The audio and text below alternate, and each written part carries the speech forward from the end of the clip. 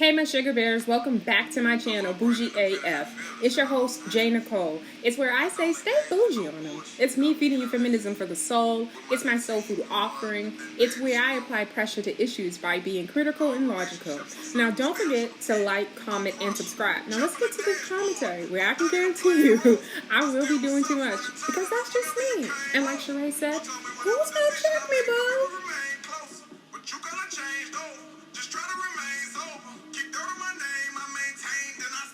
Welcome Black y'all. You are tuned in to the Bougie AF channel. This is your girl J.Nicole where I say stay bougie on them and I'm serving you feminism for the soul.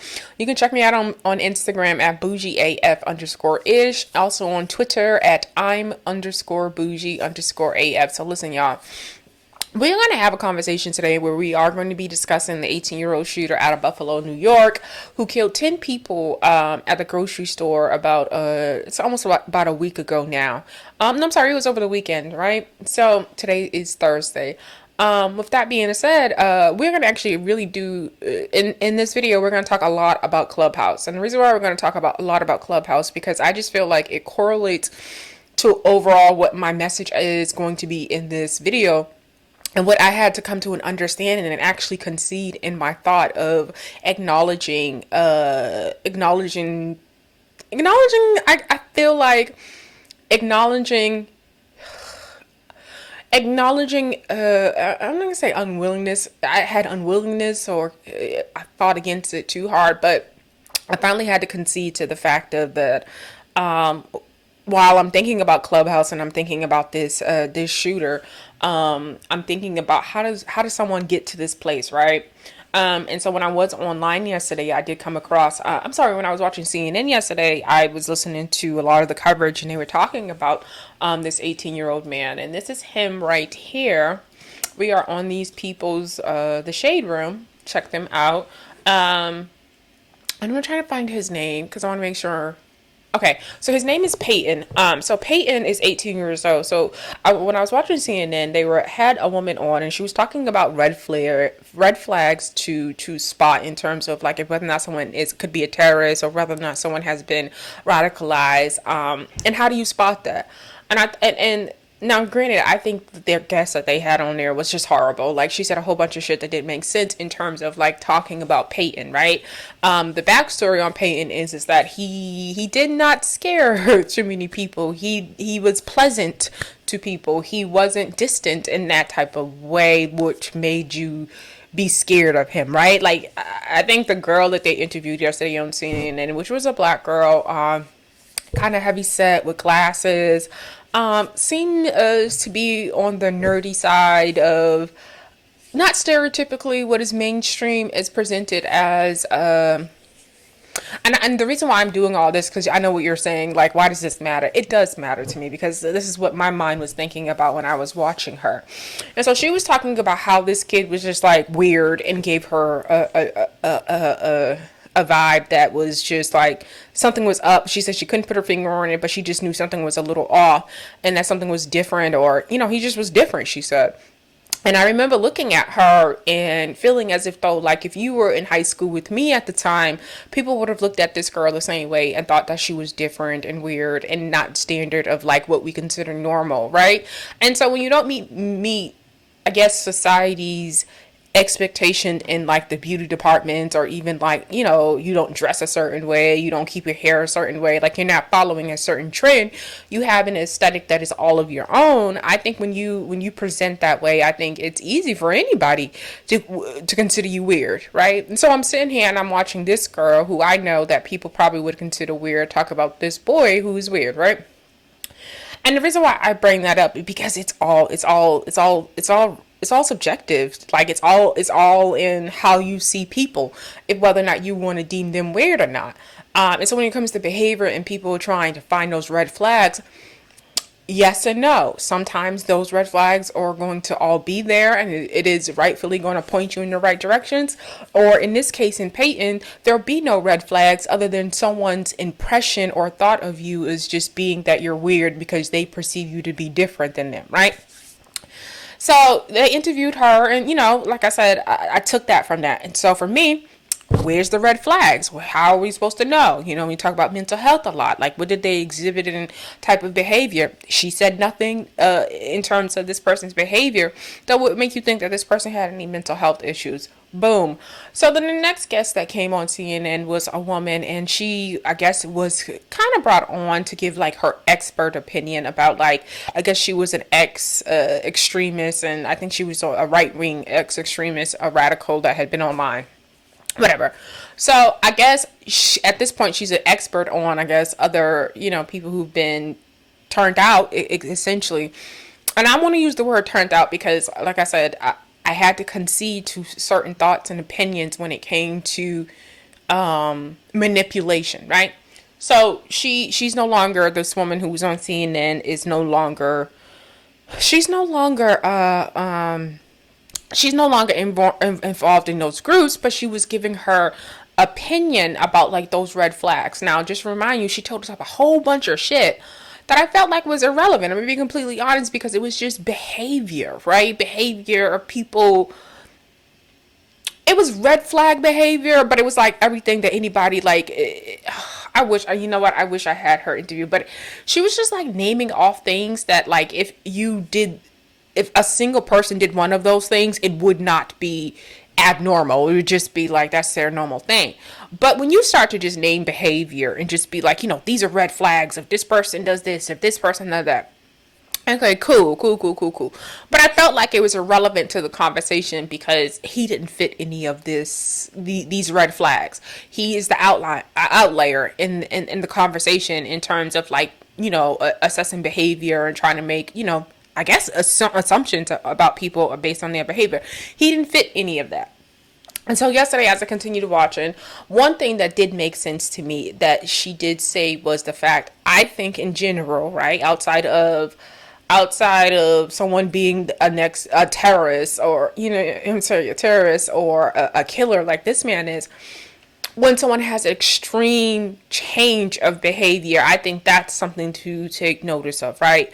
And I think if you would have seen him online, then you would have known, okay, this is not the behavior he does in like real life and in person. So yeah, that's the extreme that he exhibited. Like how he showed up online is where he showed his extreme behavior. Now, are we to say that everybody who shows up online and acts a plum ass fool and do the most, that they are the next shooter that's going to target people at a grocery store? And if that's the case, I have a list of people that we need to put on list and red flag them because there's something going on, right? So my thoughts before I read this was conceding to having to give Peyton some grace. And I'm talking about coming to the thought of an opinion of having to give grace to Peyton is the same grace I feel like sometime within the black community that we tend to give to people who commit crimes against us. And this is not me trying to make an argument for the black on black violence. This is not that. This is me trying to understand the level of compassion that we can exhibit to people that we feel because of circumstances and because of either manipulation, right? When a prostitute or young girl gets in the life of prostitution, we say that she's been manipulated. She's been turned out by someone who has a greater capacity of understanding and knows how to use their influence to make people do what they want them to do. Essentially, Peyton got turned out by being in chat rooms, by picking up ideology from social media, right? In terms of, I think it was quoted that he was listening to Tucker Carlson, but also, finding himself in chat rooms that promoted that same type of ideology. Before then, they're saying as though he did not exhibit or he was not a part of those things. We all know that, and like I said, we're going to talk about Clubhouse. I am going to talk about Clubhouse. We all know that since the pandemic that people have spent more and more time on Clubhouse. More and more time online, which means that there's been more and more time for people to be radicalized because of all the time they spent, right? These kids are just getting back into school this year. So that means all of last year, we're talking about you had the potential to sit, and I mean just sit, because I have done some of it myself. Sit online like it's a job. Sit online as if though you've been on there for 18, 16 hours. And I don't know if I've done 16 hours straight. That's a lot. But it's a possibility, right? Like I said, we were bored at home and it's a possibility. If I can acknowledge that possibility for myself and I can acknowledge it for the other adults that I'm online, I also have to acknowledge it for the fact that there's children who also sought entertainment and interaction socially with other people online, just like I sought it, right? So with that being said, sitting on Clubhouse, being in all these rooms, experiencing what I've experienced myself, in terms of like behavior and what I've gotten to see. Now, majority of the people that I have encountered or witnessed things on Clubhouse, they have been well past the age of 21, right? Nowhere near 18, right? And I'm talking about behaviors such as, because I want to make sure I give an example. I'm talking about behaviors. I think last week I seen somebody rep a gang. They're 50 something years old or close to 50 something years old, never been in a gang before, but feel empowered because of proximity and or association through an app to rep somebody else's situation or want to be down with it, right? Like, it's just really weird. But I'm seeing that type of shit. I'm seeing adults who probably think they are not followers and think they're strong-minded and nobody tells me what to think. Probably think that in their real life. Like that, they probably think that they move like that in real life, not realizing that you actually don't. And it actually shows when you get online and how you will have problems with people that you've never spoke to, have problems or want to confront people and not have your own leg to stand on. Baby, you can never check me based off the next motherfucker. You get what I'm saying? Like, and I say that because I've had adults really try to come to me and kind of repeat or, stand up for other people. And that's just not how this goes. As an adult, if you got a problem with me, you better be the adult speaking to me about that problem. It's very rarely I'm going to acknowledge some nigga that somebody, I'm sorry. It's very rarely that I'm going to acknowledge somebody that ain't a part of the issue. But I'm talking about the behavior of somebody to even behave like that, right? Because as adults, we're not going around inserting ourselves in other people's situations or carrying other people's burdens as our own, because that's just not what, people got to fight their own battles, right? But we're talking about follower behavior. So since I have been on Clubhouse, I think it was very early on. Y'all know I'm ADOS to the max. I represented with pride. I have no problem with that, which is African descendants of slaves. I have no problem with representing that, right? Everything that they're about, telling you to check it out, telling you to get involved with good people, and use your best judgment with the people you decide to associate yourself with in terms of getting down with the movement, right? There's these websites, these hashtags, and literally if you go on Twitter and just write ADOS in your search, you're gonna get grouped in with a whole bunch of people who have the flag in their names that let you know that they are ADOS people. You're gonna make associations with tons of people. Like you can reach out and get associated with tons of people involved in the movement. Now, with that being said, my association or getting involved or getting to know people who were involved with the movement came through Clubhouse. So early on, getting on Clubhouse, those were the rooms I was in. Now, just to remind you, I can count on one hand. Let's be clear. I can count on one hand how many rooms I have been in with, like, in terms of, I'm talking about in the beginning, how many rooms I had been in with people and actually talked and gave my opinion. So that's why I was always really weirded out by people feeling some sort of way, because I didn't talk to them much. We didn't have long conversations where they got an idea of my overall views. What I think ended up happening when I got on Clubhouse was I would sit in rooms with them. We would have our conversations and we would talk, but they weren't really like deep conversations, and they were just really centered around hating. And when I say hating, I mean like talking about different people on the app that are in the diaspora, in terms of like from Africa or the UK or wherever, the West Indies, or trying to find new people to hate, right? Trying to find new people to call out, or trying to, it was very much like a gang. So there was not a lot of conversations where, they would have gotten an idea of my views in terms of like other things. But what ended up happening, I'd go into other rooms and these And this is where it gets weird online. This is where it gets super, super weird. And this is where people's creepy, crazy ass behavior starts to come out. So I would go in other rooms outside of them because I didn't know, like, I'm no follow the leader. I'm no, like, you move, I move. Like, I go do me and we link up when I come back into that room. That's how I looked at it. Like, I came on this motherfucker alone. I'm a roam on this motherfucker alone. I'm gonna be in these rooms by myself. You know what I'm saying? So I would go in other rooms and it would be about like topics and I would give my opinions. Now, just because I sit in a room with you and we talk about reparations and we agree on that does not necessarily mean that you own my views in other areas, right? And even if there are areas that we disagree with in terms of the reparation movement, I don't owe you that type of loyalty where I will stay on code to the point I will go against myself and what I believe to be true, right? There's no bitch in me like that when it comes to my opinion. And I know people don't like that I say it the way I say it, but no, I wish more of you did. I wish more children had that.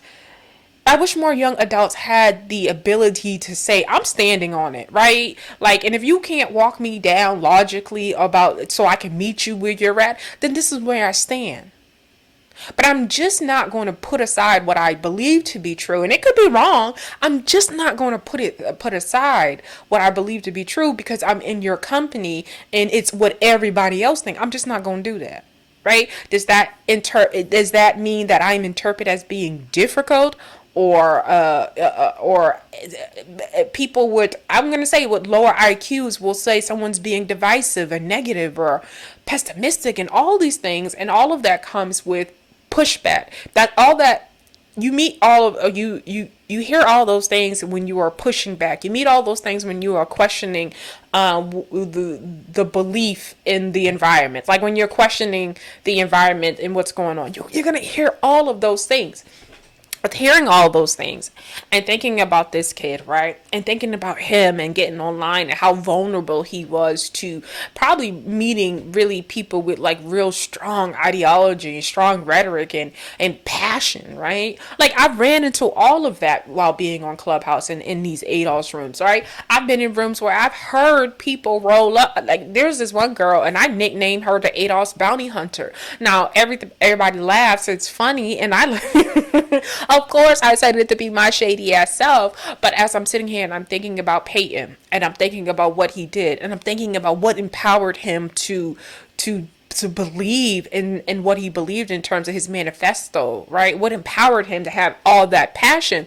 I also have to look at the passion that the ADOS bounty hunter had, right? And so she took it upon herself because she believes in terms of reparations. And I mean, girl, she believed, like, listen, she believed in it too much. Not too much, but she believed in it to the point that she was willing to like be on burners, be in different rooms and hear people and how they speak so she can determine if whether or not someone is an op or if someone is keep being consistent in all the rooms or if someone is really as black as they say they were. So she took it upon herself to harass people on the app, to pull up on people on the app, right? And be on stages that they are. Like if you get on stage and she feels like she sees you on stage, she gonna roll up in the room and get on stage, right? And what punk ass niggas do on these Clubhouse streets is that they'll then start inboxing the mods and whoever created the room so they can plant a seed about you in somebody's ear,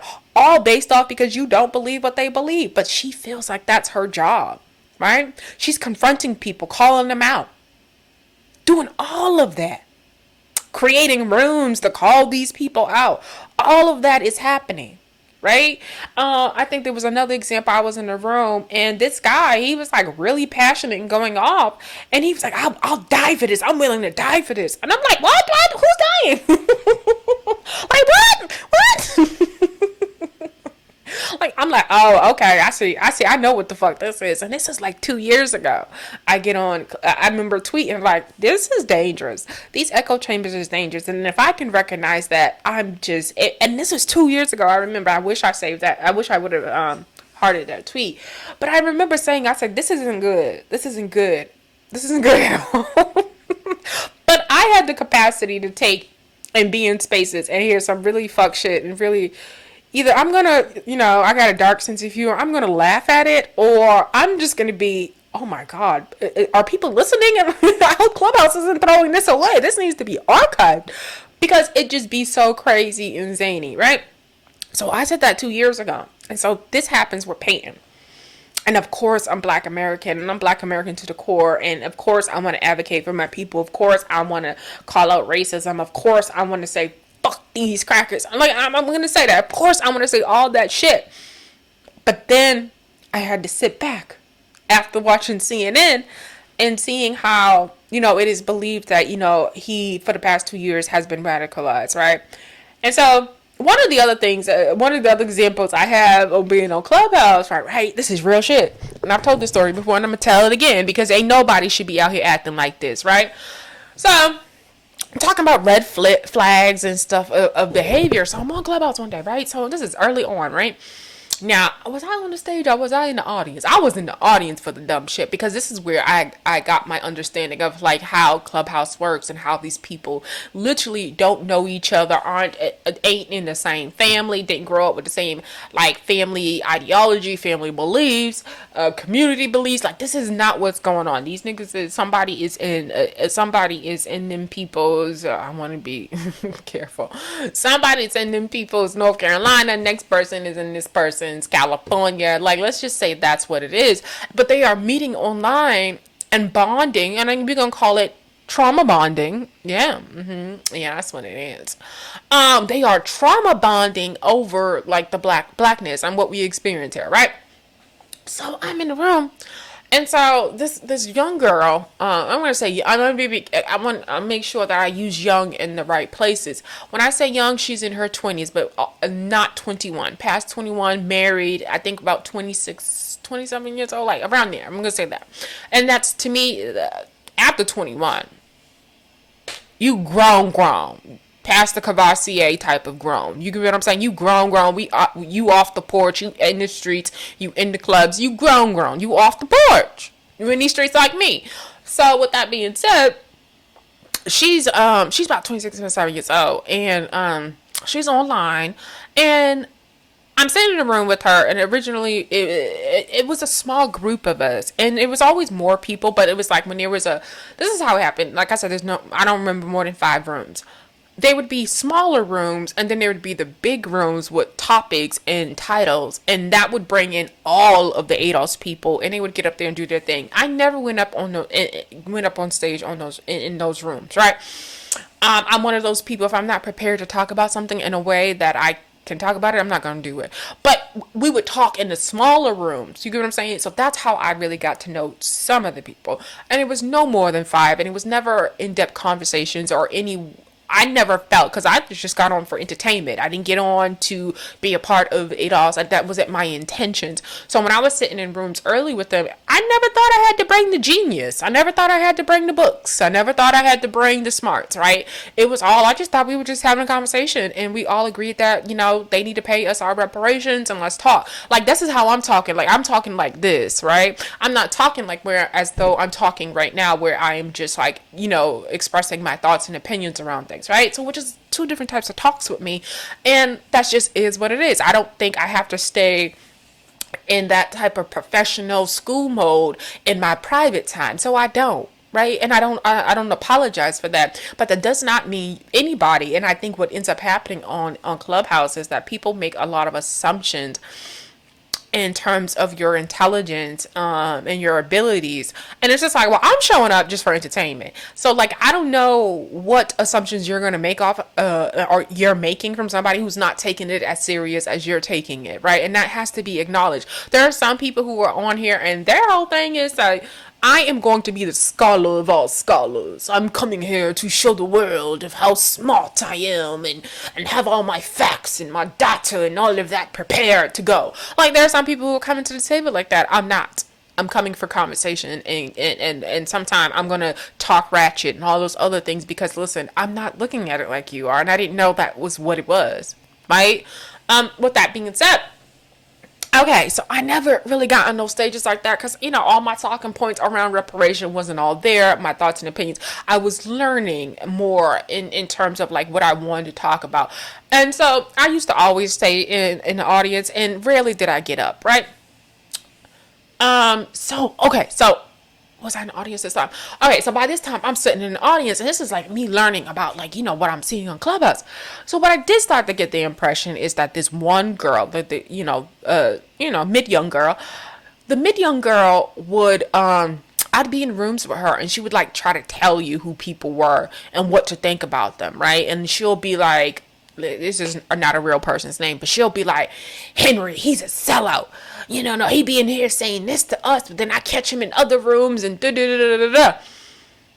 Okay, cool. That's what Henry is, right?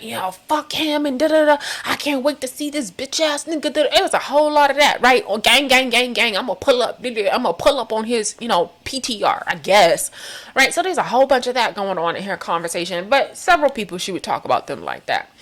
Now I'm an adult, right? So I would be in the room with Henry. I'm like, Henry seem cool. Henry don't seem like nothing wrong with Henry. Henry is giving his opinion on different things, but what I think ends up happening is that each conversation you get in, it's a conversation. And as much as I can tell you that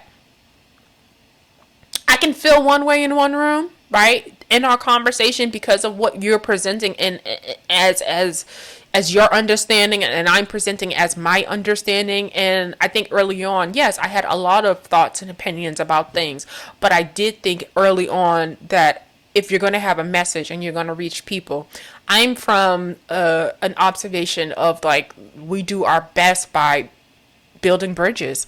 We build our best by being strong and being able to converse about a subject matter and having the ability to concede when you need to concede to things that you don't know, or to things that actually just trumps your points. You have to actually be publicly be able to do that, right? So I think sometimes what ends up happening in those ADOS rooms, as much as I want to be in the room with y'all, fuck them crackers, it's not.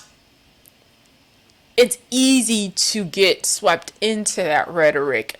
And then when you're outside of those echo chambers and you're in real life, and when you have to speak to people and they converse with you and share with you what they think, and you share with them what you think, there is a possibility where I may have to concede to what they're saying because it logically makes sense. I didn't make an oath pact to you're crazy, right? If someone is able to present to me some information that makes sense to me, I gotta concede to it. I can't stay stuck in a place where I am just stuck on ignorance, or I'm just stuck in my way of viewing things, and as if though I can't be challenged. You're never gonna grow mentally. So what ends up happening on Clubhouse is that there are people who are just so tied to their convictions, so tied to what they believe, that it is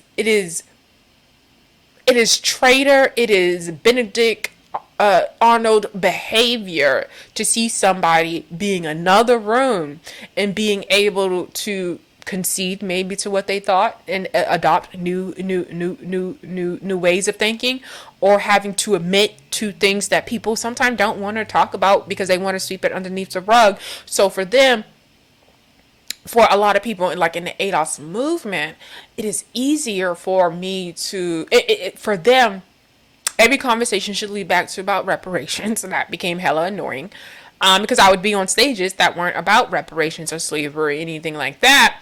And so they would see me there, and they would come in, and they would change the whole fucking conversation to make sure in somehow, some way to get the conversation about reparations.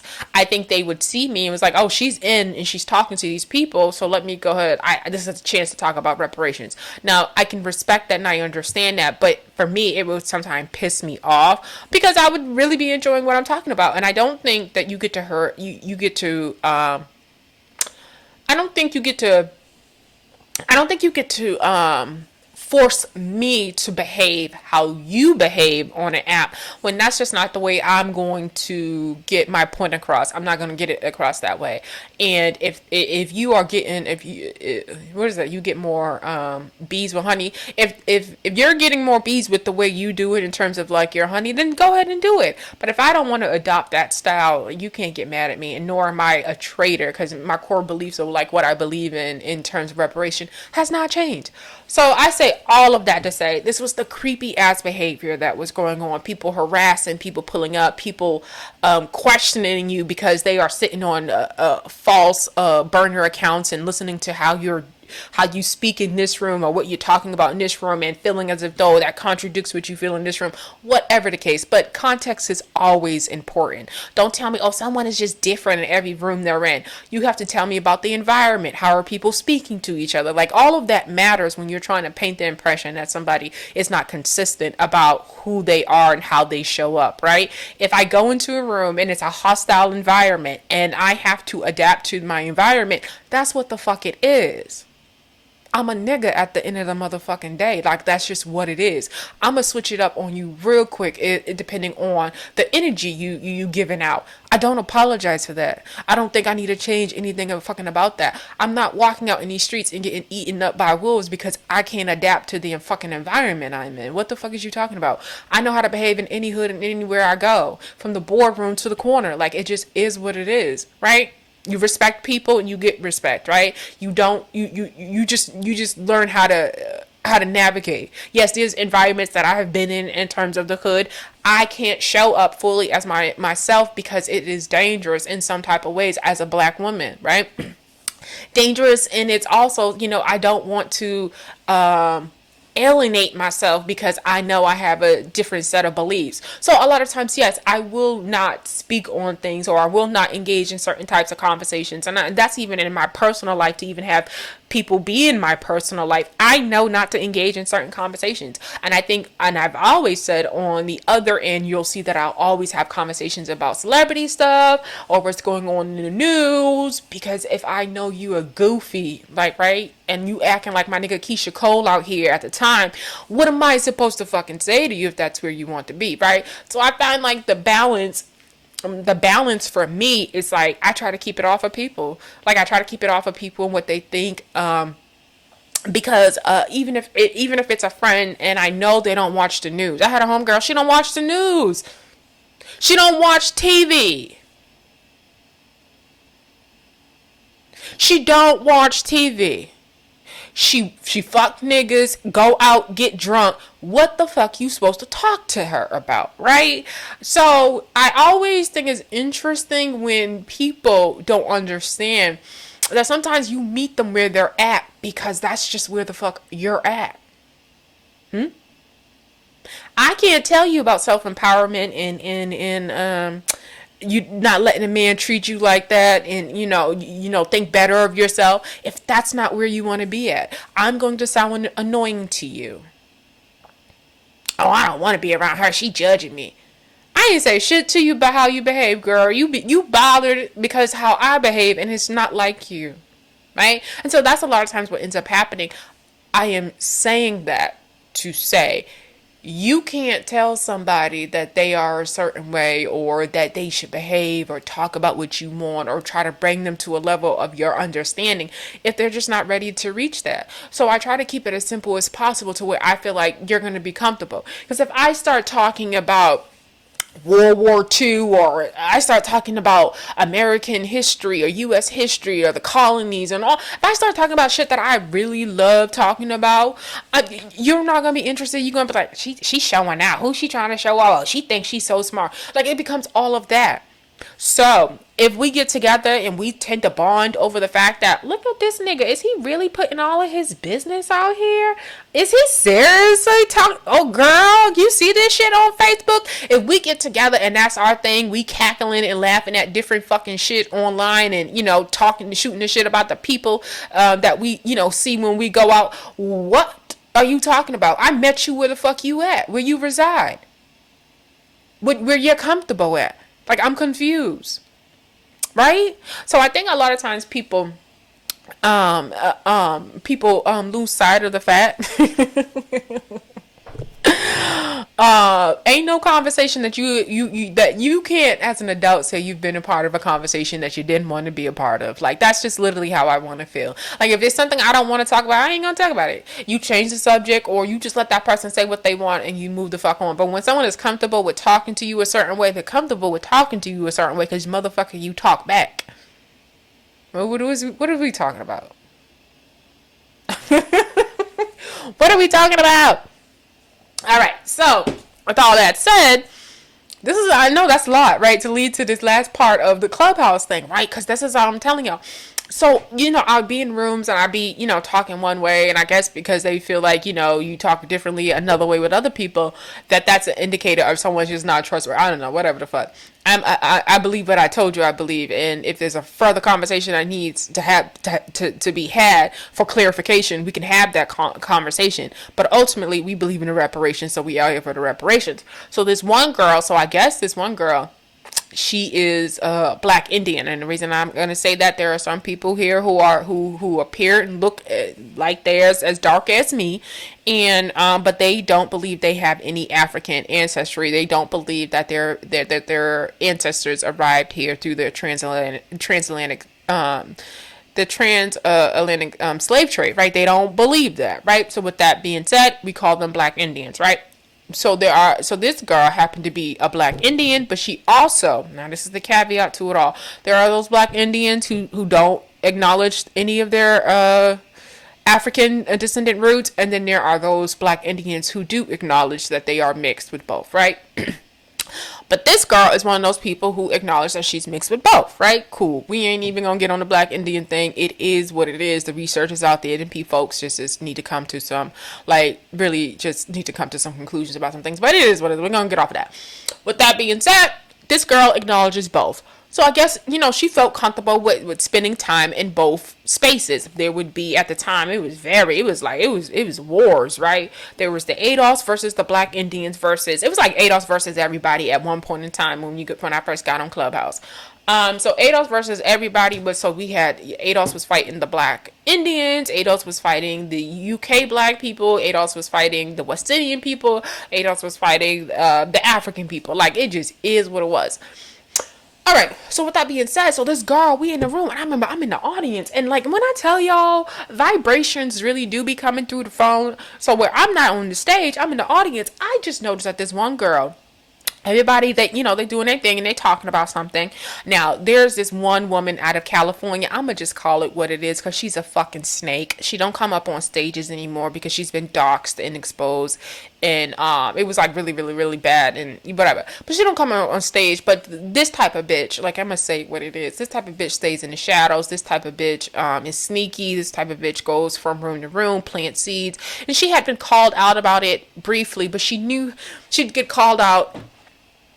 And then she would be a snake, she would see people on stages. And there was this guy, we're going to call him King Sick. That's what we're going to call him, King Sick. And I mean S-I-C-K. King Sick, he got this pass, and a criminal pass, right? So he would get online and he would have his rooms and blah, blah, blah, blah. And let me tell you about this snake. So everybody would know, people knew about his past. So she would not be on stage. She would come in a room, get modded, come in a room, come on stage. I'm sorry. She would come in a room, come on stage. And the first thing she'd do, she would not speak, but she would be in the mods back channel telling them about the said person on the stage. I tell you that because there are just some people who are moving like that, snakish like that, right? Who feels as if though it's their job to put other people on about who somebody is, right? And cool in some ways, yeah, I do think that's you should let people know. Do I think you should take it up as your cross to bear? Do I think you should be harassing people? No, I don't. Do I think you should? No, I don't think you should be following people from rooms and make it a part of your mission, right? Because this is people really adopting this as their mission. So she was doing shit like that, and she got called out about it, and she would be like, oh no, I didn't, and blah blah blah. But nobody really kind of held her accountable for her snake shit that she was doing. But cool, that was for me. Maybe it wasn't for everybody. It was for me to fucking pick up. You dig what I'm saying? So I picked it up, and I always kept it in the back of my head that she be, playing people and shit. So that's that snake in California. Remember I said California in North Carolina. Now I changed it. Let me say California in Pennsylvania. That's what it is. California and Pennsylvania, real cool. But Pennsylvania crazy. Pennsylvania crazy. She beefing with everybody. She wants you to beef with everybody. She telling you about everybody so you can think a certain way about them. So this day, I'm in the room and this black Indian mixed girl is on stage. Now, Pennsylvania and Pennsylvania's sidekick, right? Like Ren and Stimpy, Pennsylvania, and that's not the California person. Pennsylvania and another sidekick. So next thing I know, the girl, the black Indian girl starts speaking, and we're just, they're just, telling them their thoughts. All of a sudden, the room starts moving. Let me tell you, being able to sit back and observe some things and whatever. Now, all of a sudden, and people think I don't notice it, but I do. All of a sudden, the room starts moving. I'm really big on. A lot of people can't address me because I've never given a lot of people my attention, or I've never had a lot of conversations with people, right? So I feel like if I've never had a conversation with you, you have no reason or have no right to try to address me about a motherfucking thing, because I couldn't possibly have done anything to you, period. I think a lot of people could solve a lot of different things if they just know how to say, you fighting with yourself, bitch. Or like, I ain't giving you that because I ain't never gave you that, right? Like, come to conclusions like that, right? Anyhow. So I noticed the room start moving around, and I say the notice in the room start moving around because there's a lot of people who don't, who feel some sort of way about me. The reason why they feel some sort of, or who've gotten an opportunity to speak to me, is because they'll run into a room they see you in. Their friends will tell them they're on stage. Oh, she's on stage. Come down, right? So they'll try to cause a situation where they have an interaction with you so they can actually have your name on their mouth. Yeah, that shit go down. And I call it out. Did you come up here just to address me? Like, you weren't nowhere in the room. It just happened last week. You weren't even here when I spoke. The whole time I've been here, but now all of a sudden, you seen me saying what for a half an hour? That's how you know niggas be on some funny shit. Cool. So, I'm sitting in the room, and I noticed the room start shifting. People coming in and out. Always pay attention to that in and out, right? If you're a part of a conversation, in and out, right? So I'm like, okay, cool.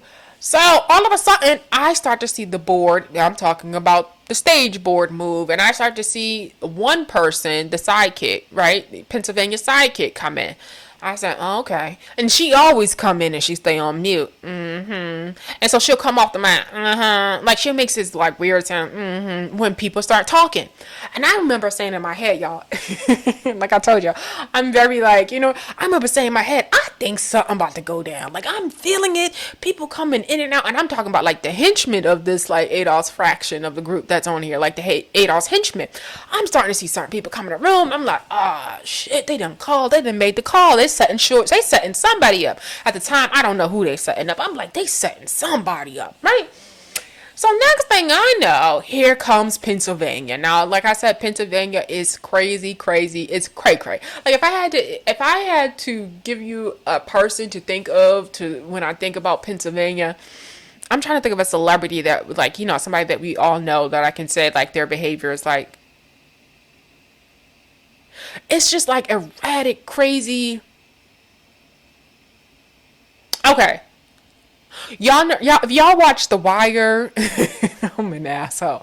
Snoop's character, this girl just like that. She a lesbian and all. So she's like Snoop's character. Ain't shit. I really ain't shit. So she like Snoop's character, right? Which is weird because she's married to a white woman. ADOS, right? Power, black power. But listen, so she's like Snoop. You know what? We're gonna call her Snoop. So Snoop comes in. Snoop from The Wire. So she comes in, and I said, oh shit. It wasn't even 2 motherfucking minutes before Snoop was like off her mic saying, yo, what's up with you, such and such person? I hear you out here talking about you Indian, and I thought you were black, and you don't understand how serious I take this. I'll shoot you in your motherfucking head. I said, God damn. What? We shooting people now? This is my thoughts. But this girl is dead ass serious, y'all. As much as I'm sitting here laughing and I'm telling this story, this girl is dead ass serious. The ADOS bounty hunter, dead ass serious. I spoke to her too and told her she was motherfucking weird. You're weird. You got time to get on this app to chase people around and going in and out of rooms. You're weird. You're very obsessed. And like when I hear people use words like obsessed and stalker and they're the ones exhibiting that weird ass fucking behavior to me, you don't even personally know this person. This person has this person did anything personal to you? Has this person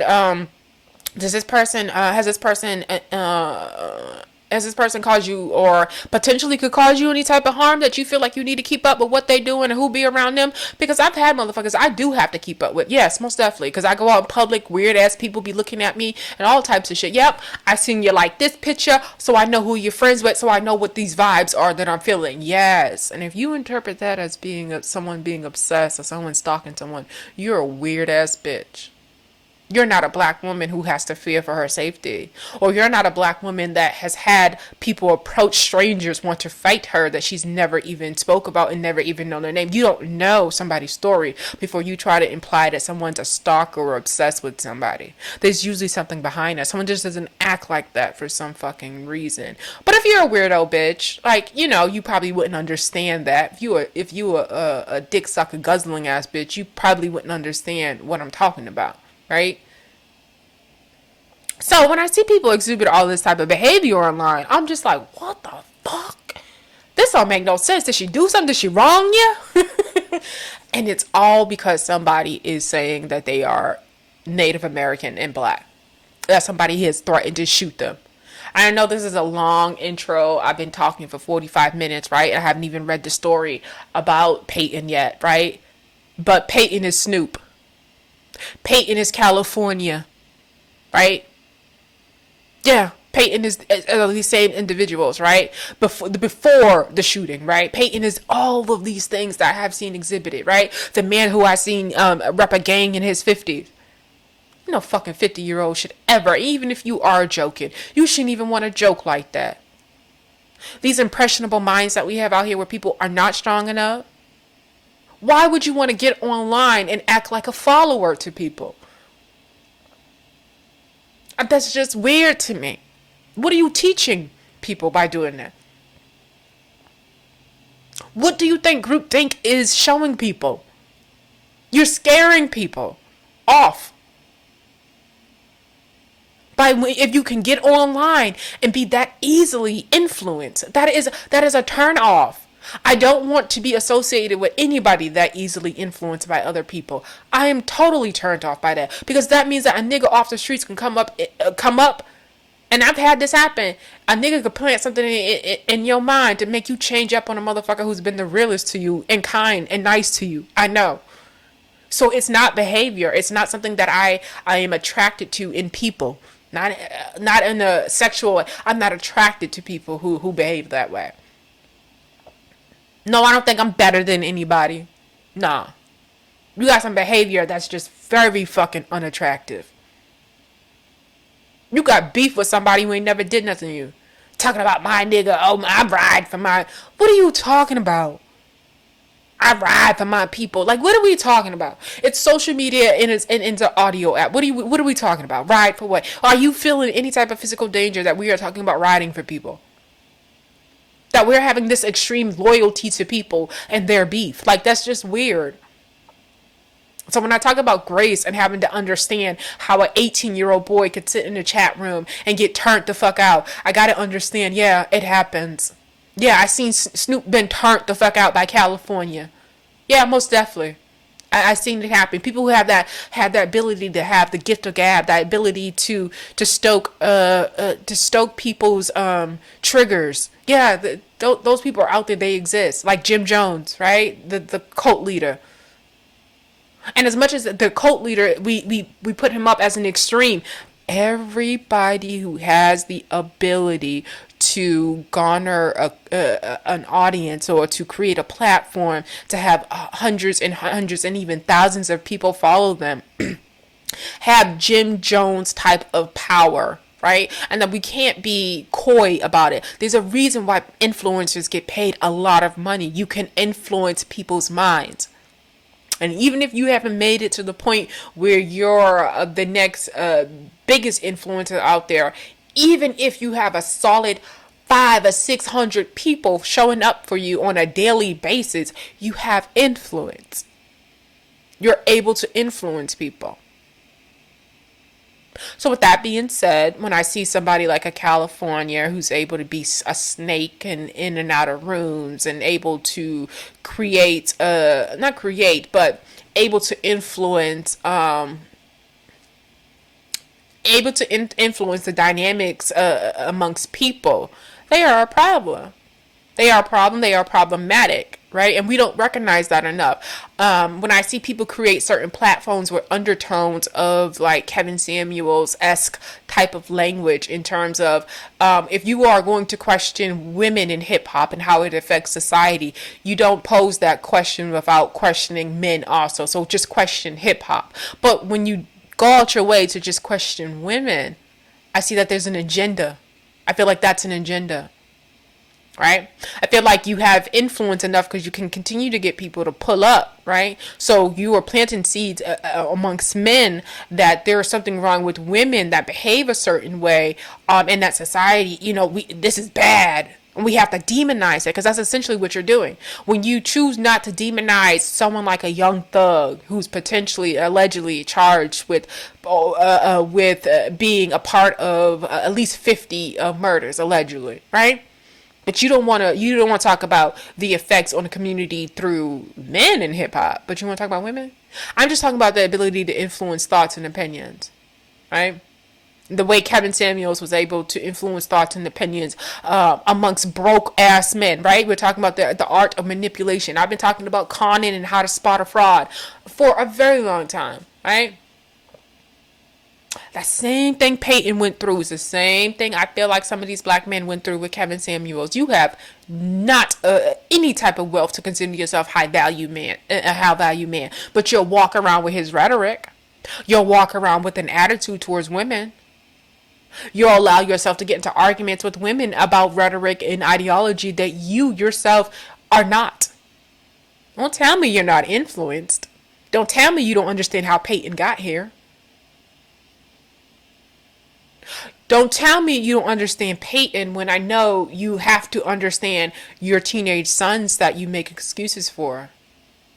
Oh, he just come from hard circumstances and, the influences around him. That's when he got caught up and he was young and, he couldn't think for himself. He didn't have a father and blah, blah, blah. He was just, peer pressure made him do it. Peer pressure made your son get into a gang. Peer pressure made your son shoot up the block.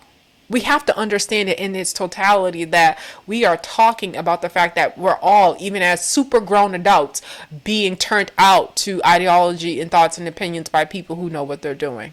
And some of the people don't want to be vulnerable or transparent enough to say, how did I come to what I believe and who gave me my ideology? And I talk about that a lot. It's a reason why I go back and look at Dr. York and I look at how manipulative he was. Go look it up. I'm telling you the truth. No, you're not. Go look it up where? Because you're talking to your community. I'm talking about Dr. York. You're talking to your community. And at the time, niggas weren't going to the libraries. People barely have, because it still sticks today about our education. It just is what it is. So if early 90s, it's shit ain't changed, right? With a segment of group of people. I'm talking about black American people. Shit ain't changed, right? In a lot of ways, right? But you're telling them to go look up things up, and you are the author of the book. You are the author. So it's a manipulation thing where someone's trying to make you think that I don't care, where someone's trying to proceed a certain confidence behind what they're saying by saying, oh, you can look it up, it's a fact, with actually really relying on the fact that they know that you're not, because you're either lazy or you don't have the resources or know where to look to get the proper information. So they're going to rely on you because of that confidence and the respect that they have for you. And how they've come to that type of respect a lot of time is just looking at the fact that you have thousands or even a million of followers, and that's enough for them. Or looking at the fact that you're taking pictures outside of private jets and limousines and stuff, like a, what's his name, ML billionaire, allegedly. You know what I'm saying? It's being fed an aesthetic to please you, to make you think, make you believe in what I'm saying. Same thing that Kevin Samuels did every time he put that dusty ass suits on. He made you believe him. No matter even what he said didn't even make sense. He made you believe him, and it did not make sense, right? I always said the reason why you knew Kevin Samuels, I knew right off rip that Kevin Samuels was a fraud, is because I know what people really make in terms of like real money. And I know we're not touching it, right? And so for me, looking at who his audience is, I said, oh, who is he talking to? He's not even talking to the right audience to be talking like this. Ain't no nigga making $45,000 a year, and we both working and surviving and coming together to build, going to be able to talk to me like the way Kevin Samuels was thinking he was, that shit that he was saying. I'm not dating a man that believes in that ideology. Why would you want your partner in life to, like, why would you, as a woman, even if you are a young girl, right? Even if you are a young girl, I don't care if you're in your 20s and you think you're never going to get old. And if you thinking that, it's because you think you're going to die young, right? So if you in your 20s and you think you ain't never going to get old, you should also be turned off by a man that has that same ideology. I don't care.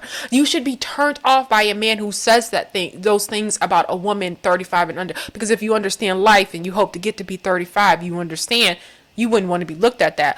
Overall, if he could be that dismissive and that damaging to an overall person and their feelings and all this other stuff, you gotta understand, how would he feel once you reach there?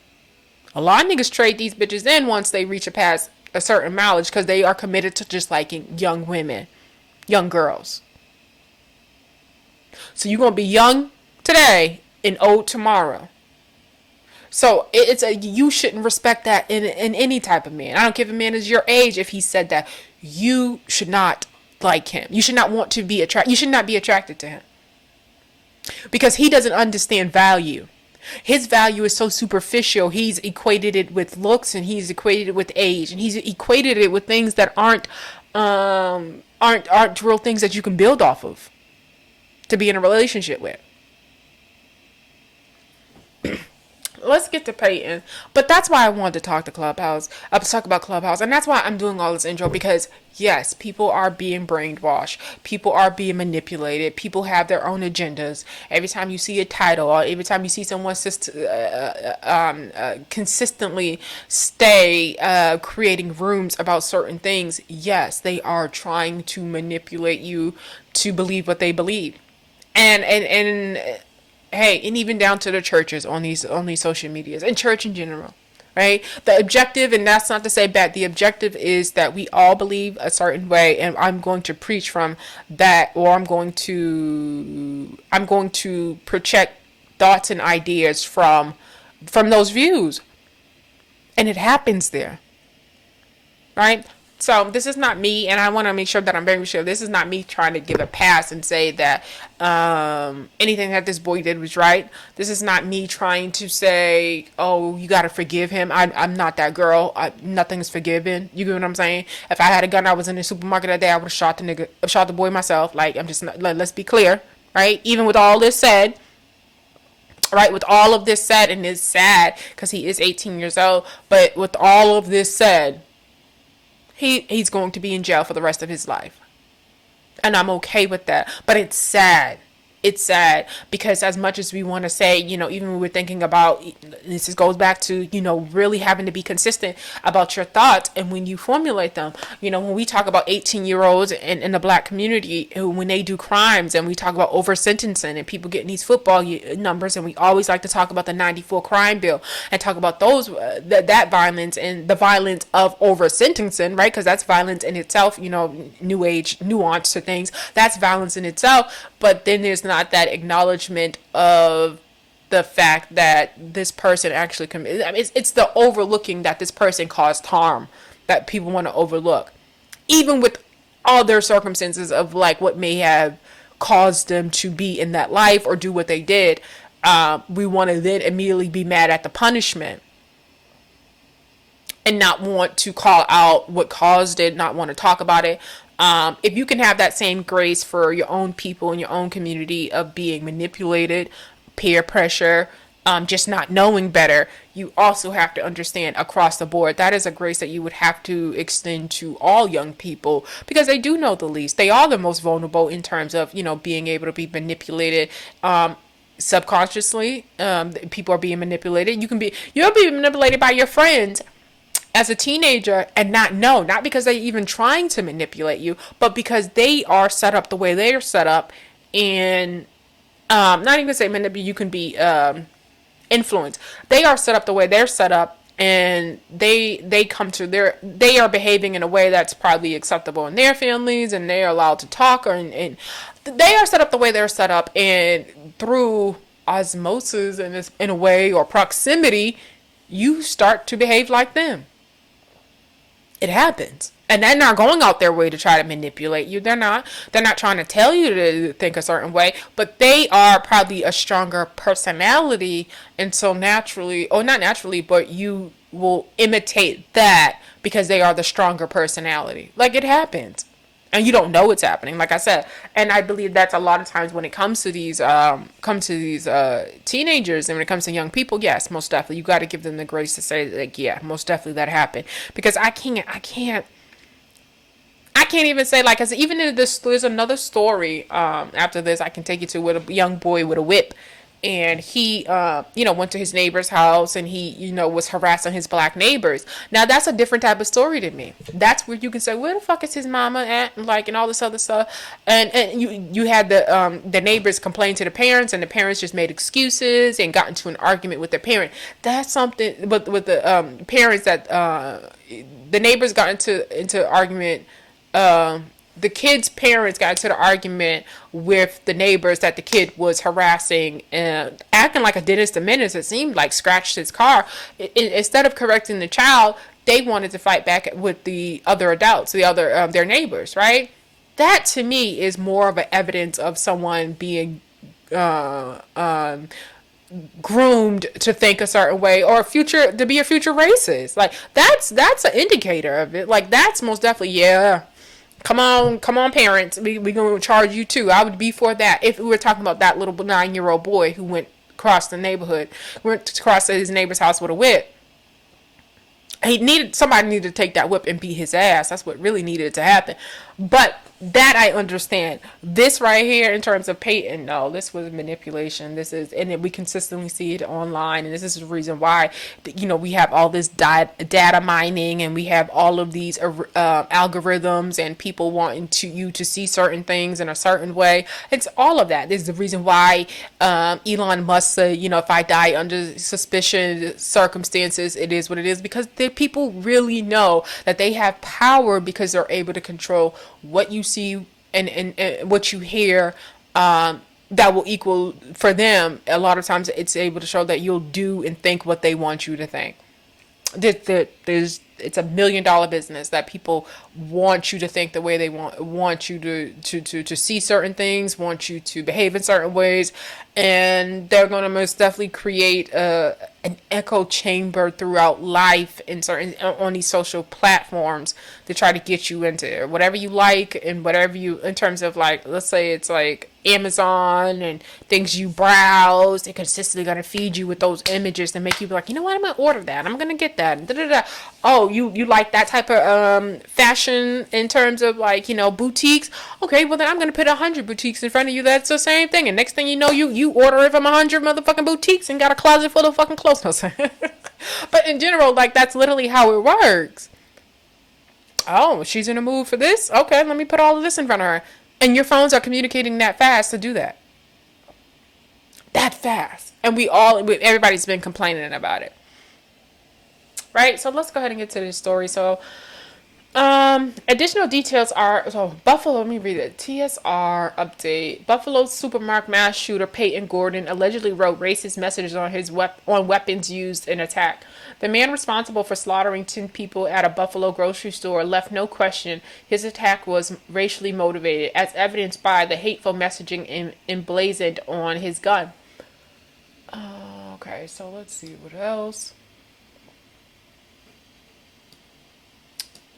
gun use, Bushmaster XM15 assault rifle. Like, literally, I hate that people. That's why I said we were celebrating people being able to have like open carry and get guns. Like, we gotta, whatever. Um, written the word, written the weapon, written the weapons, what? Written on the weapon's barrel is the N word. Um, I've never heard of this. Syga, Saigon? Saigon, okay. Which means stop your genocide against our white nations. Oh, where's there genocide happening in white nations? Oh God, help me. Here's your reparations. He had that on there. The writings on Peyton's alleged weapons also included numbers and names of white supremacist mass shooters such as Dylan Roof, Brenton Tartan, and John Ernest. In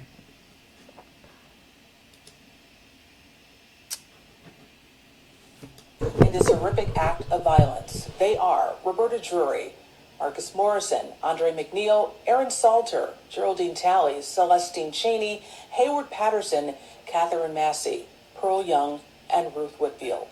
They are mothers, fathers, grandparents, and someone's loved one. They are members of this community.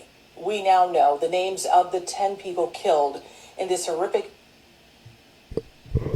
Okay, so it was a New York supermarket mass shooter pleads not guilty to first degree murder charge. FBI launches hate crime investigation.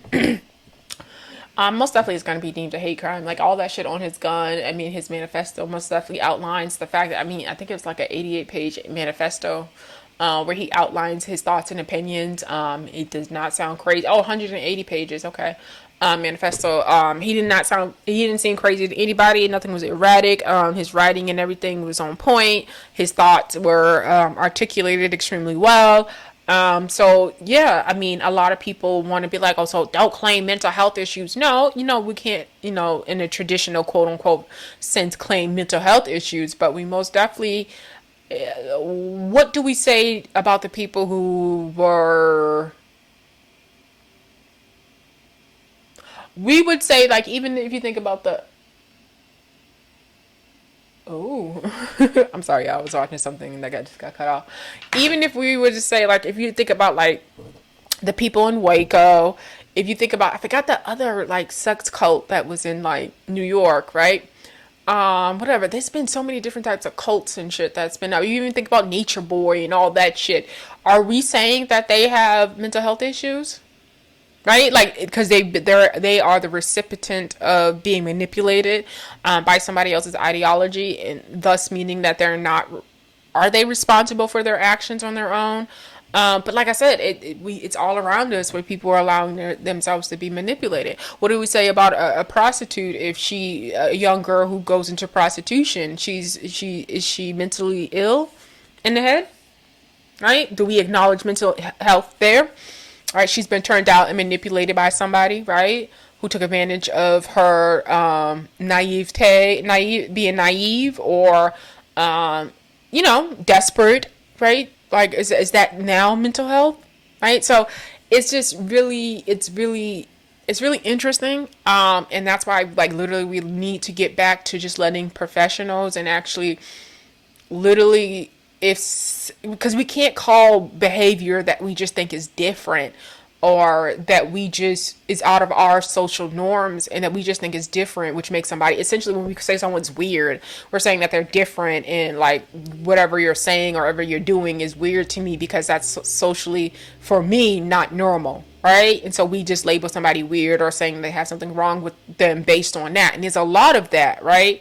I think I told this story, and maybe I didn't keep the live up, so I'll tell you a conversation. I think I did say it in one of my videos, but like I said, it was a conversation with my mother, and just really paying attention to a lot of times, like how people come to conclusions about whether or not they think someone is not well. And a lot of times it'll be because they just do something that they just think is different. They may have interests that are different than theirs, right? And or like for me and my mother in our conversation, it was because she said that if you watch a certain types of shows, that means that you're depressed. And I was like, well, does that mean that millions and millions of people, this is my thoughts in my mind. Does that mean that the millions and millions of people who watch this show are depressed too? Like, it can't be just because when you think something is strange that that person is depressed. Like, that, it has to be more than that. Because, like I said, I've walked into my mom watching weird shit to me, like animals. So, like, she likes to watch animals. Like, I think she should have been a veterinarian or something. But she loves like animal shows, like, veterinarian shows and stuff like that. And that's strange to me, right? Because especially whenever you're like making sounds and shit, like, I'm like, how the fuck can you sit there and listen to that? But with that being said, is it okay? Would it be okay for me to interpret or to think that there's something mentally wrong with her? And that's where it becomes that funny place, because he didn't have any of these red flags, right? Outside of one girl who I was just honestly saying that society would have said that she was weird, right? Outside of this one girl feeling like he was weird, it's like, okay, so, well, I think you're weird too. Like, not to say I think, but I could easily say that. And what does that mean? Does that mean that she would go and pick up a gun and go and shoot up a supermarket? No, it just doesn't. And that's why we have to be careful. And that's why we have to stop falsely labeling people, because it's going to lose its intended, it's going to lose its,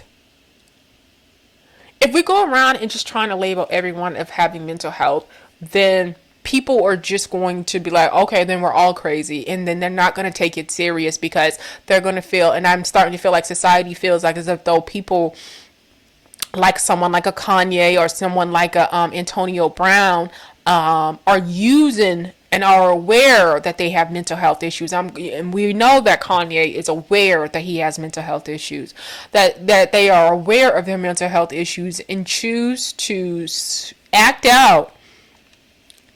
And you can't control if you, like, that's the real thing about mental health. That's why when I see people try to talk about people having bipolar and they're like, well, their mood swings or they go from 0 to 100. That's not how bipolar works. And I know that's crazy that people think that it's something you can control. I go 0 to 100 real fast too, right? But I can actually control that. It's a severe mood swings that would, like, in terms of bipolar, of something that you can't control, that would cause you to have an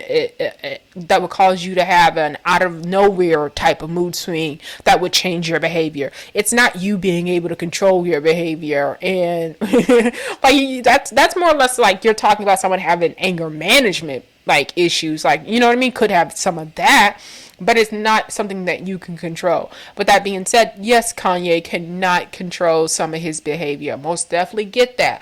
But I also think that he knows when he can't. When he is aware of his actions, I feel like he is aware that people will just chop it up and categorize it as part of his mental health issues. I'm trying to think of like this past episode that Kanye just had. If like which part of it do I think is a part of the actual mental health? And I'm trying to think, y'all. I really am. Because I be thinking this nigga, everything he do, he be doing. Sometimes I feel like everything that this nigga do, he be knowing. Okay, I think publicly when he's erratic and crazy and can't explain himself sometimes, like that stuff around his like child's birthday. Y'all remember that? Y'all remember how he was getting on camera? Or no.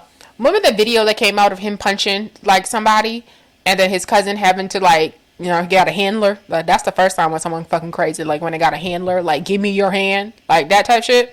Those I think are real. Those moments where he's out in public. Yes, those moments when he's out in public, because I remember there was another episode, like a grocery store, something happened at a grocery store, something like that. Those moments, I think, are the real moments. I think we have not actually seen a lot of his real moments of him, like when he, he's having whatever his mental health issues.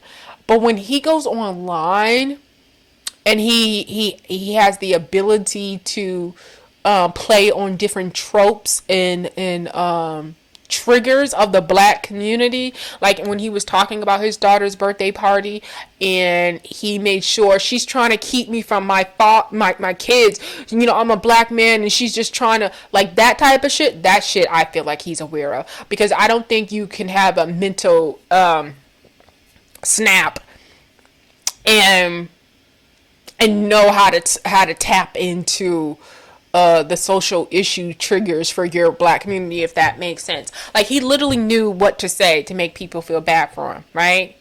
She won't tell me where my daughter's birthday party is. You know what you're saying to black women. You know how to mobilize black women when they you know, he knew how to mobilize black women in their thoughts and opinion, and black men too, but more or less black women. He knew how to play on that in terms of Kim being a white woman, and people feeling as though, oh, this is a white woman trying to jam up a black man, and he knew how to play on that. So when he does things like that publicly, I don't. He seems fine to me at that point, and it seems calculated.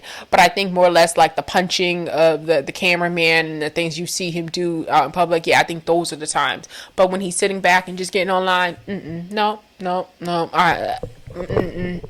but we gotta find that place in where we really talk about it like that in society. Like, but it can't be because you think someone's weird. It can't be because you think someone is just different because you wouldn't do the things that they do in terms of like how they handle situations, right? Like that can't be it.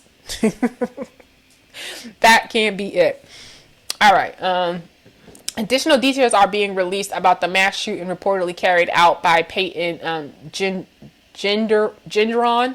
In this latest update at TMZ, obtained photos of the weapon Peyton used in the attack that ultimately claimed 10 lives. 13 people were shot in total, 11 were black. The public previously learned that Peyton wrote an anti-black slur on the barrel of what's been identified as a Bushmaster XM15 assault rifle. This was visibly seen in circulating footage that shows Peyton shooting and killing people as he walked through the store. In one video, he apparently realizes a man is white, apologizes, and moves on to the other victims. Turns out he reportedly wrote a whole lot more using whiteout, per the New York Times. To see some of the writings featured on the weapon as previously reported, U.S. Attorney General Merrick Garland said authorities are investigating Saturday mass shooting as a hate crime in an act of racially motivated violent extremism. Peyton also reportedly wrote a manifesto featuring 180 pages centering on replacement theory, which is a false ideology that white people are being replaced by non-white people. This is a developing story.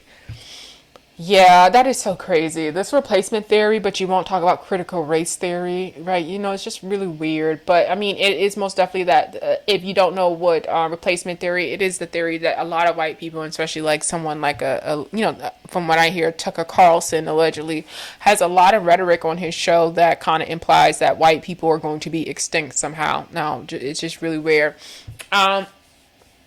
We are, I mean, as we, as you live in communities and countries that have a lot of immigration, we are going to be in I hope I'm saying the right word, amalgamation, we're going to be a group of biracial ass people. That just what it is. Like, people are moving here. Like, there's just no way of getting around it.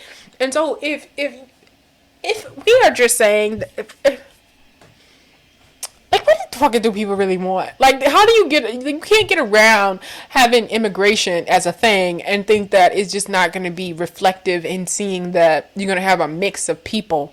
I don't know. I think everybody is afraid of erasure. I think replacement. I think, sometimes I've been in rooms and heard black people talk about they're replacing us. They're trying to drown us out. Now, I feel like when black people talk about replacement, it's only because they don't feel like they have a place in society that looks hopeful for the future because of the bleakness that exists within the community as of right now. And that's something completely different that white people don't have as a worry. So it seems weird to me that they are worried about something. And when I say worry, yes, most definitely worried in the sense of black people, worried in the sense of we're talking about our ability to survive in a way that we're talking about our overall ability to survive, like meaning work, You're right. We're talking about police brutality. We're talking about situations like this not happen. Like when we talk about like replacement and we're really talking about education. You know what I mean? And not feeling like we're being left behind because of our circumstances. And that's something completely different that white people can't speak to in the same type of way. So for them to say that they fear replacement is just a little weird. A little weird. It's just a little weird. It's a little weird. Like, black people, some black people feel as if though, with a lot of, especially talking about certain areas in certain states, they have a lot of immigration. And they may have a lot of illegal immigration. There are some people who feel as if though there are opportunities given to people, and they're not even from this country. And with that being said, I still agree with them, right? I agree with that sentiment. I do think over the years, the minimum wage has not increased with the overall growth in this country. With that being said, to continue to expect black people to stay on the bottom and be okay with the fact that, we're not working to get ahead, we're just working to survive, and feeling as if though, if we don't feel as if though we see all this wealth around us, and you still want people to work for $7 and $8 and then ask them why they're not doing better than their counterparts or people who are better educated or people who have better opportunities.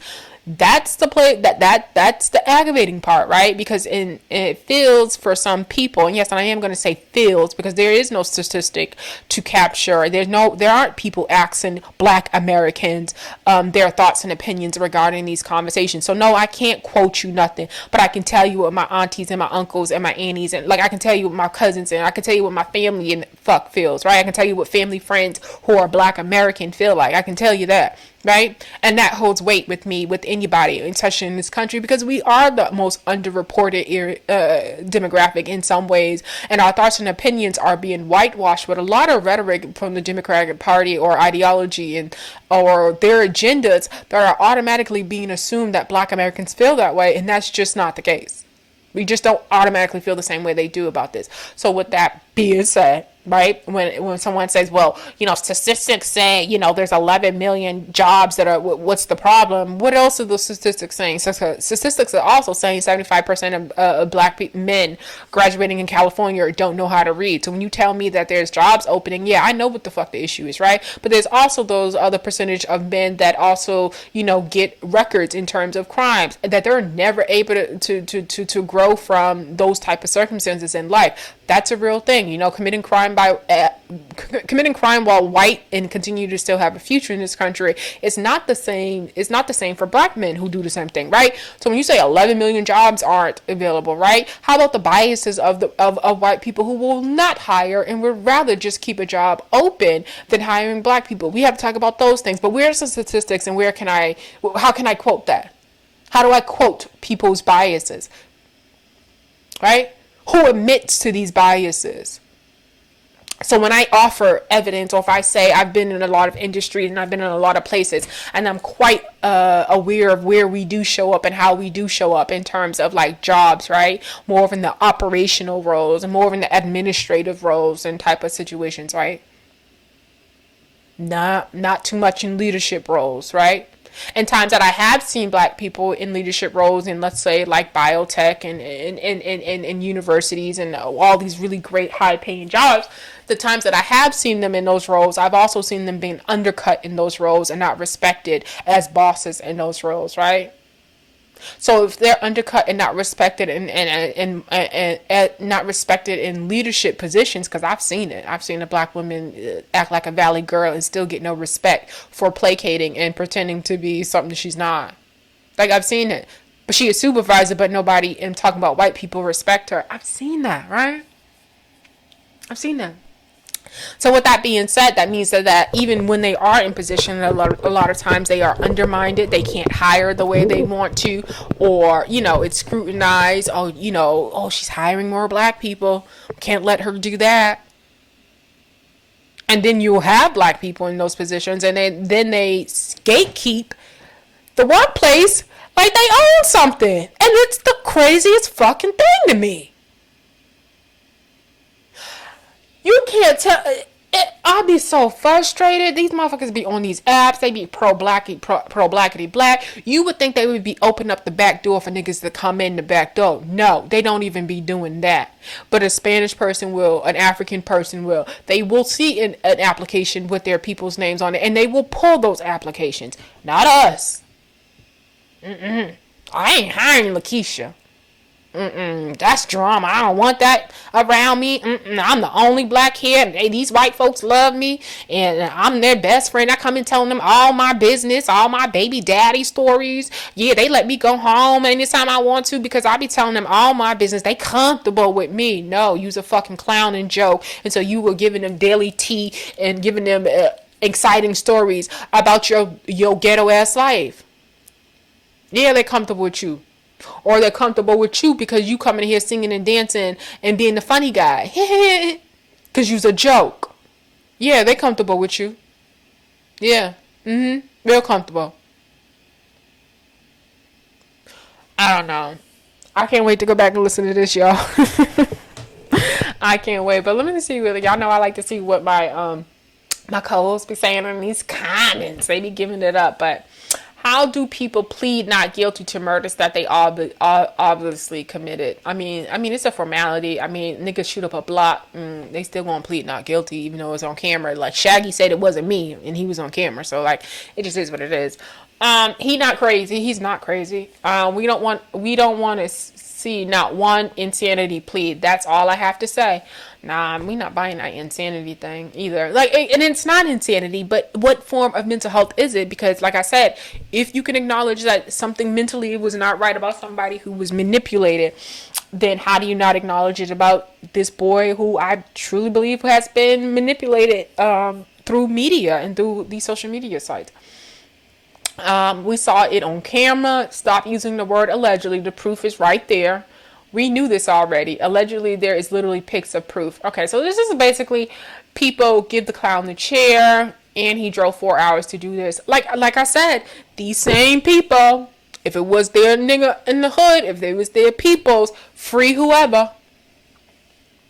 We would be in here talking about free whoever. We wouldn't even give a fuck about like the family on the other end of the free whoever. I mean, of the victim on the other end. We don't care about any of that. So it's just interesting to see how all of that goes out the door, and all that compassion that, you know, we tend, and just people in general tend to have for their own when they do things. But you got to call a thing a thing. And I felt like this was one of those things you have to call a thing because, again, I am witnessing grown as adults be manipulated and be brainwashed and be in echo chambers and just be out here behaving in a way that I'm just like, I just know you don't think that this is real. I just know you don't think this is acceptable. I just know you don't think that somebody who is serious, or somebody from the outside that chooses just to look at you, is not really looking at you like, oh my effing God. I don't care what anybody say. If you participate in any of that fuck crazy shit online, on Clubhouse, I think you are crazy to think I think you are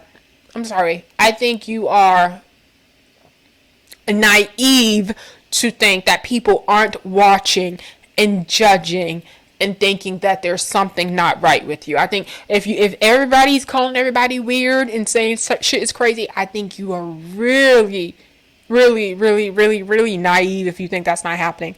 I have to be 100% about my behavior sometimes, in terms of, like, you know, thinking about how I may have appeared online and some of the things that I have said. And there are going to be some people who feel some sort of way about that, or come to some type of conclusions about it, right? Context is everything, and a lot of times people don't have the backstory, and you have to get comfortable with knowing. Like, a lot of times people aren't going to know why you act the way you did, but at the same time, I have to also understand they're going to come to their own conclusions, and it just is what it is. I just think that, you know, when it comes to Clubhouse, you got to understand, if you big grown adult, you got to have to understand, you got to own the fact that, you know, people are going to come to their own conclusions, right or wrong, know the context or not, but just know that you were responsible for pressing play. You were responsible for coming off your mic. You were responsible for pressing record. You were responsible for pressing send, right? Like all those things that you can be accountable for your own actions in terms of like making sure those negative assumptions or opinions are made about you, right? So that said, y'all, I'm gonna get out of here. Like, I mean, that's all. I mean, was there anything else? I think I just want to show y'all the 9-year-old boy that I was talking about that went to somebody's house. Like, listen, now this is most definitely homegrown racism, racist. You know, he was most definitely grown to be this way because there's no way in hell, don't nobody come out behaving this way. Let me see, where's he at? Little badass kid. That's why I say I don't know how people are teachers. Little menace, little Dennis the Menace. White child comes to black, looking for her 9-year-old daughter. And so this is him.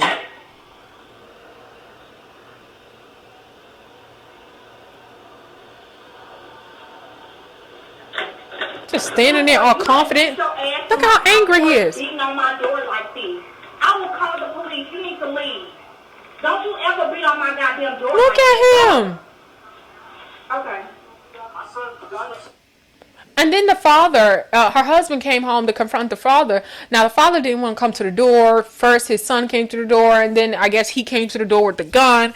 You can, at one point in another video, you can hear the gun go off. He didn't want to listen. Oh, where's the proof? That's what you said. Like, it was all of that. I'm telling you, that is the attitude of some of these parents when teachers contact them about their children's behavior. I promise you, this is what's going on. Why do you people think that people want to be teachers nowadays? Don't want to be teachers nowadays? Why is it that you think we don't attract the best talent to be teachers nowadays? Who has time for this?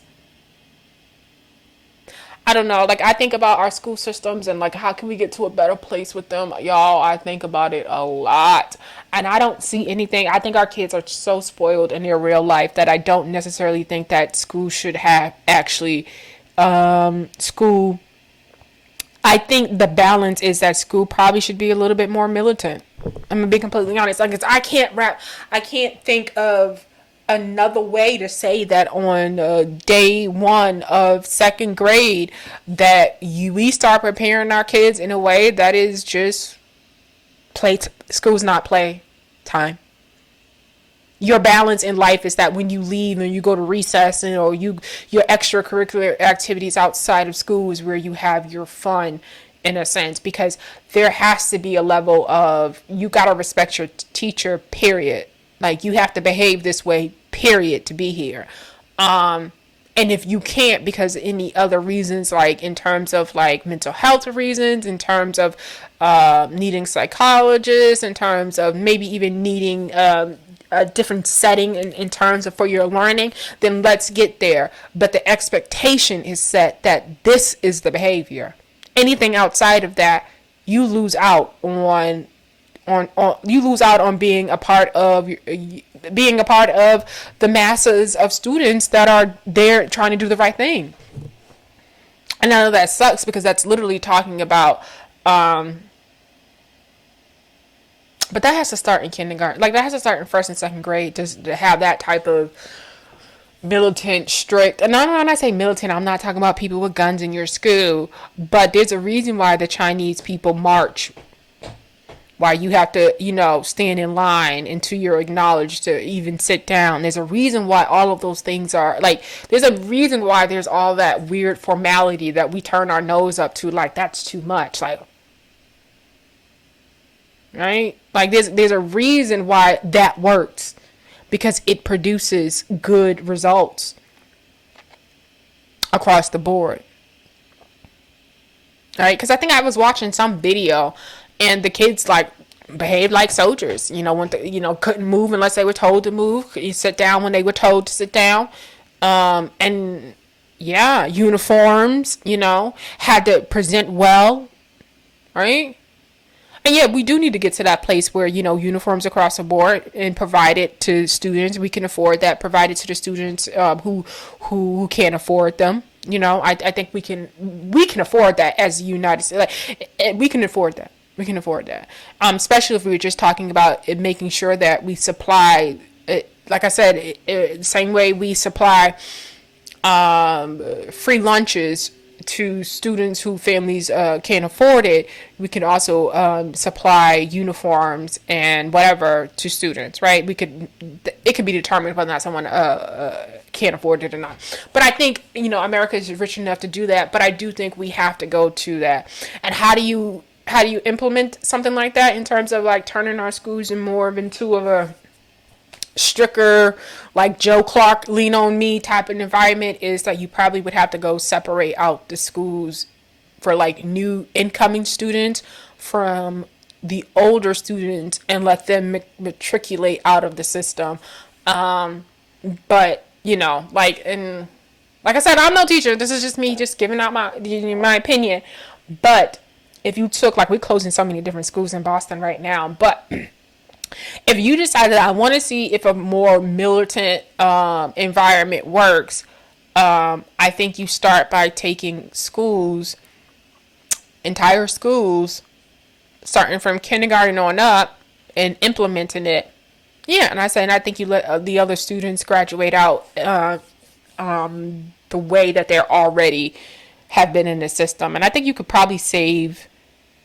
And people hate that when people talk like this, but this is reality because, like I said, we have to create a whole new environment. We have to create a whole new structure around these kids. I think you might be able to save current. This is tough. You might be able to save current students in the systems, third grade and under, and it's like who makes that call, right? I hate to even sound like that person, but because it's really hard to reprogram. And this is how, because what I'm talking about is like reprogramming children and reprogramming parents every step away of letting it be known on the first day of school, you as a parent are required to show up to certain things. And like, how do you get to that place in society where people feel like you can't tell me what to do, leave me alone with my kids? But it's just weird because I said this in a room the other day. Y'all want people to leave you alone with your kids and nobody can tell you what to do, get your own kids and all this shit. And all of a sudden when your kid is graduating without reading and being able to get ahead in life, why y'all didn't do more to help the situation? I mean, you just throw your fucking hands up and be done. Like, cause it's like, don't know what the fuck to do at this point. It is so frustrating hearing black men would sit up and tell women that, they agree with abortions, giving their opinion on abortions, and that the government should, not allow you to have abortions and stuff, will be the same black men when you start talking about child support, they will start talking about, I don't believe the government should be telling you what to do or telling me how much I should have to pay. You see how that's just lunacy? You see how that's fucking crazy? So you want the government to tell me what to do with my body, but then on the other end was the kid here. You don't want the government to tell you anything to do with the kid. Get the fuck out of here. We just lost. It's lost out here. It's just lost. It's a lot. It's a lot. All right, y'all. Y'all be bougie as F. Y'all be black as F. Y'all be posh as F. Kisses. And y'all be black, y'all.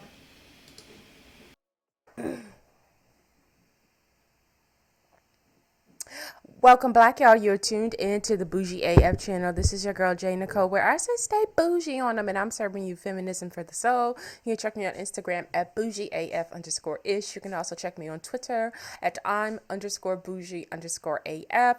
So listen, y'all, I'm going to jump right into it. No intro story. We'll just, I'm just talking my shit, because y'all know, I like to do too much, but this is not the time. I was really quite disturbed. I told you I'm not going to do gangster street shit because I don't want